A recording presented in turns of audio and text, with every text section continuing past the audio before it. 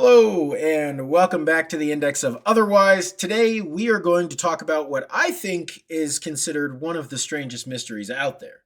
And part of the reason for this is because a family had just up and vanished, and they weren't found till years later.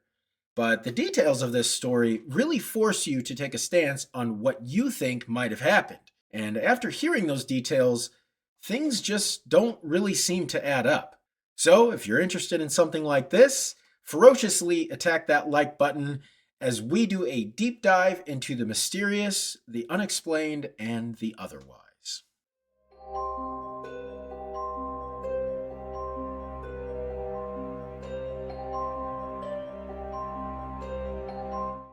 Back in 2013, an avid biker riding through the Mojave Desert just outside Victorville, California, had gone to the side of the road to relieve himself.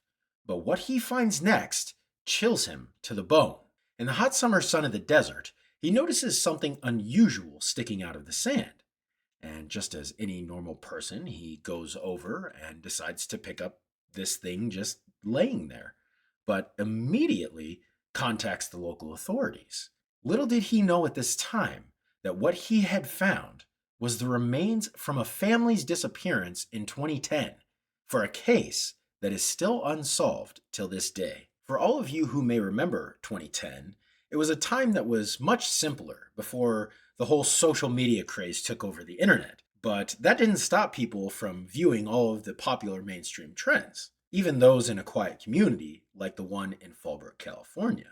That is, everyone except for one family, and that family was the McStays. Joseph McStay, his wife Summer, and his two sons, Gianni and Joe Jr., had just moved into a new house in Fallbrook, California around late 2009. Fallbrook was known as the Friendly Village, where neighbors built a loving community.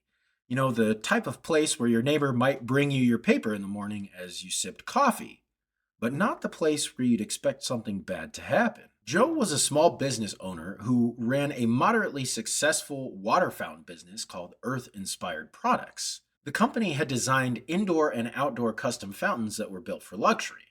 And Joe's intentions with the company were to reach a broader audience by selling his fountains online. Although Joe was known to be the creative type, his abilities were limited, and he was in need of finding someone with the proper expertise to build his online empire. So Joe decided to hire a partner and computer guru by the name of Dan Kavanaugh.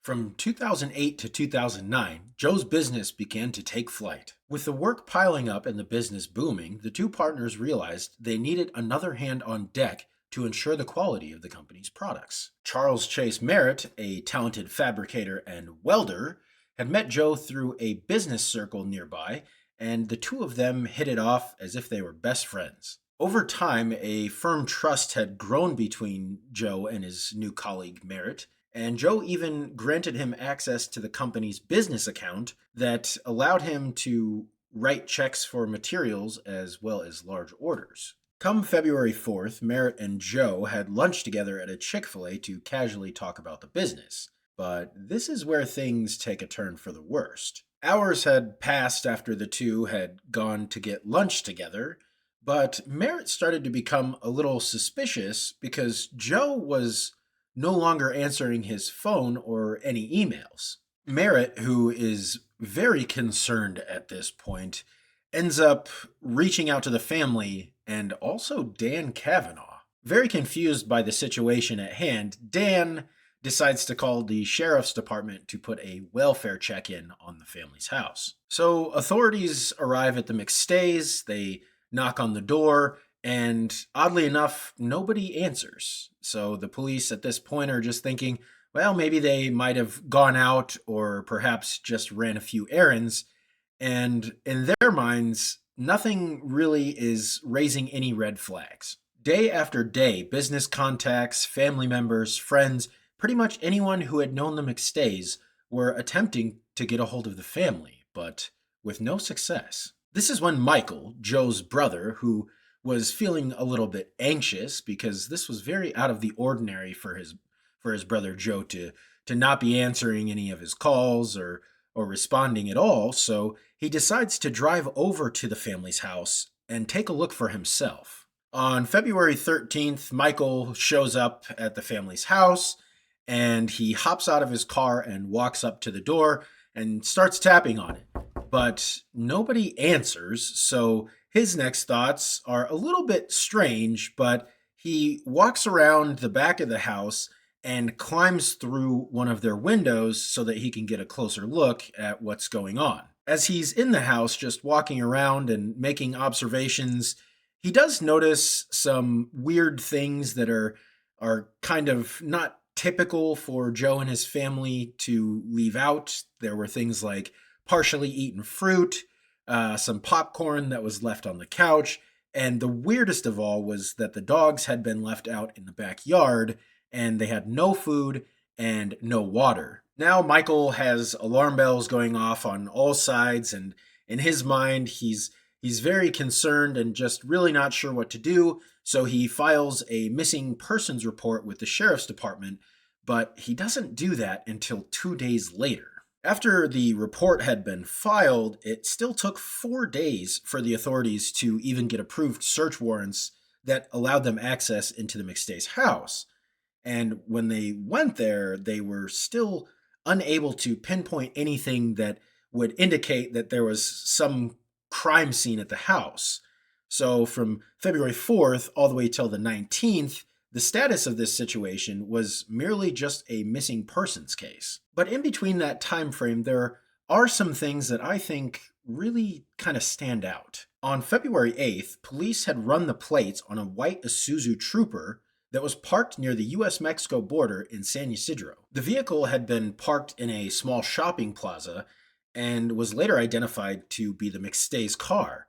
And weirdly enough, one of the neighbors actually captured them on February 4th on their surveillance camera, leaving their driveway at around 7:47 at night. But unfortunately, the footage was a little bit grainy and the car is kind of hard to make out. After the police had seen this surveillance video, they started scouring through all of these hours of footage at the border, and to their amazement, a family of 4 is seen crossing the border into Mexico. So far, the police had run the plates on their car in the parking lot near the border. They've been contacted by both Dan and Michael, and the dogs had been unattended to for days. But the police are still determined that the family had just up and left the country. People close to the family, however, were simply not convinced that they would just leave without informing anybody, especially considering Joe and Summer had just moved into their dream home and were pretty financially stable. Eventually, the McStay's car ends up in the impound, and the police are finally able to investigate to see if they're able to locate anything inside of their car. Unfortunately, they didn't find much besides a car seat and some asthma medication. With absolutely no evidence for the police to do much, they decide to look a different way, and a team of forensic analysts had started going through some of the family's computer files and looking at some of their search history, and they were actually able to find searches like "what do children need to go to Mexico" and Spanish language lessons. Again, police just decide to take a step back and safely assume that the family is out of the country. But in comes Gina Watson, one of Joe's trusted business partners, who takes it upon herself to do a deeper dive into some of his work emails. She sees that there were emails related to Rosetta Stone's Spanish, which she thought, okay, well, the police had seen that they were looking up in their search history about Spanish language lessons, so maybe they did leave the country. But as she digs deeper, she unveils that someone in the business was actually taking money out of the company's account. Aggressively looking for more clues, Gina realizes that all of the fingers are kind of pointed in the direction of Dan Kavanaugh, who had withdrawn $7,000 from the company through their PayPal account on February 6th, which was right before the McStays had been reported missing. And he claimed the account was created for sending and receiving money from clients and vendors. And at the time, Earth Inspired Products was preparing themselves to land some pretty sizable contracts. Dan had claimed that these withdrawals were just to ensure that the business expenses had been paid off and that he had the receipts to prove it. But Gina didn't stop there. She decides to tip off the sheriff's department about Charles Merritt. So Merritt is brought into the department, and police start questioning him about his lunch with Joe, which was the last time that Joe was apparently seen. But shockingly, during the questioning, Merritt said something extremely strange that puts investigators on edge.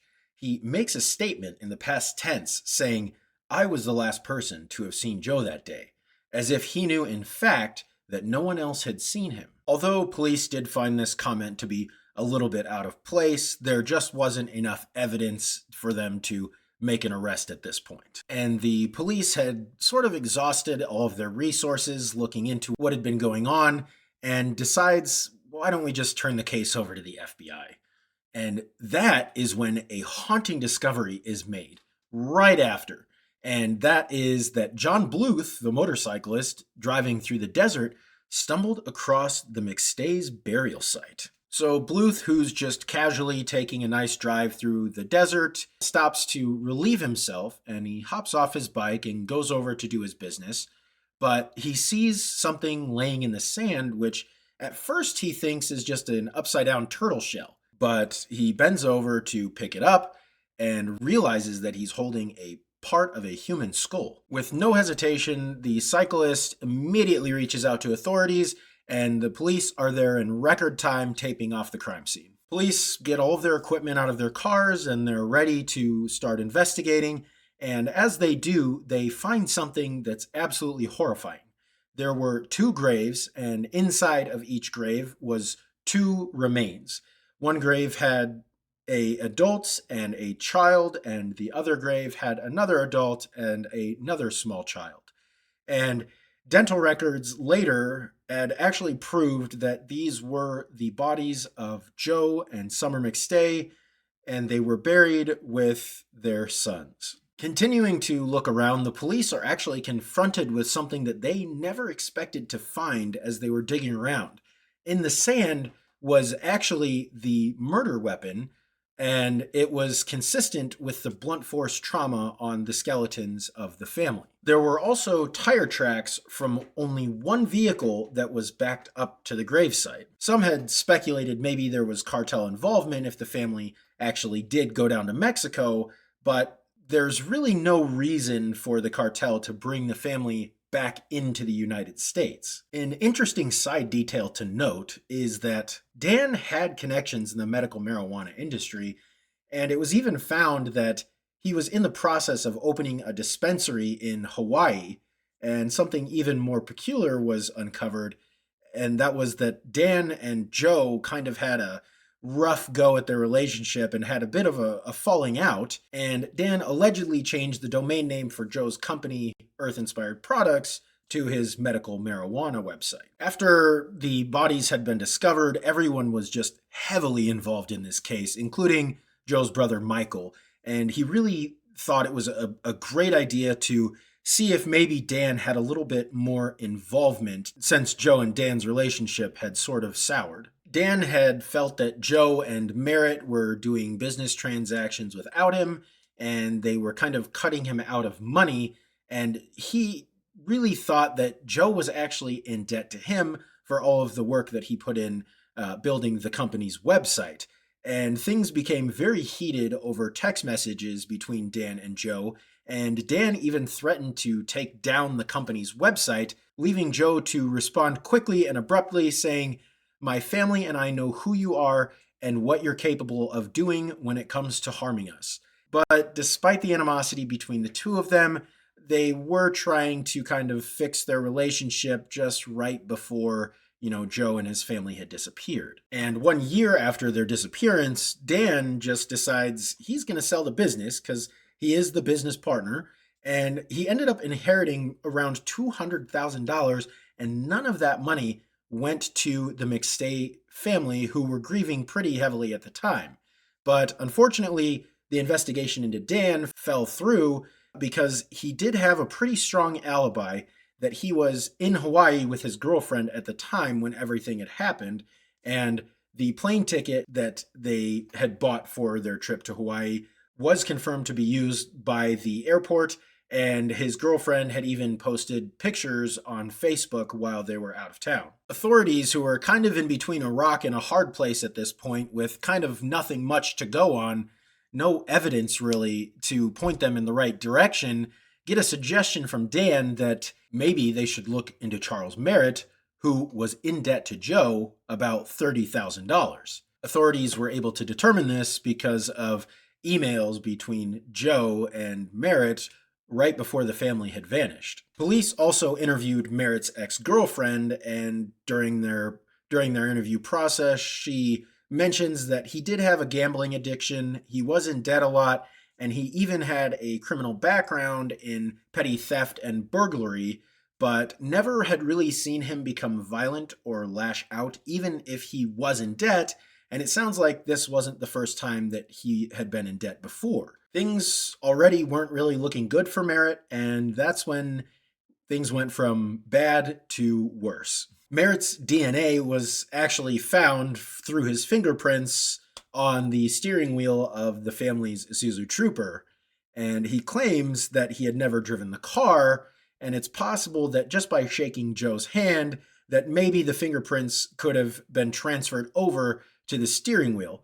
The evidence was now stacking up against Merritt, and the police had enough to go on to finally arrest him, and he did end up having to go to court, where he had multiple trials in which the jury did end up finding him guilty. He was accused, charged, and later convicted in 2019 and sentenced to death. And California at the time just didn't see it fit that he should receive the death penalty. So Merritt is now in Richard J. Donovan Correctional Facility serving a life sentence in prison. Up until today, the case is a bit odd, and truthfully, do we know if Merritt was the killer?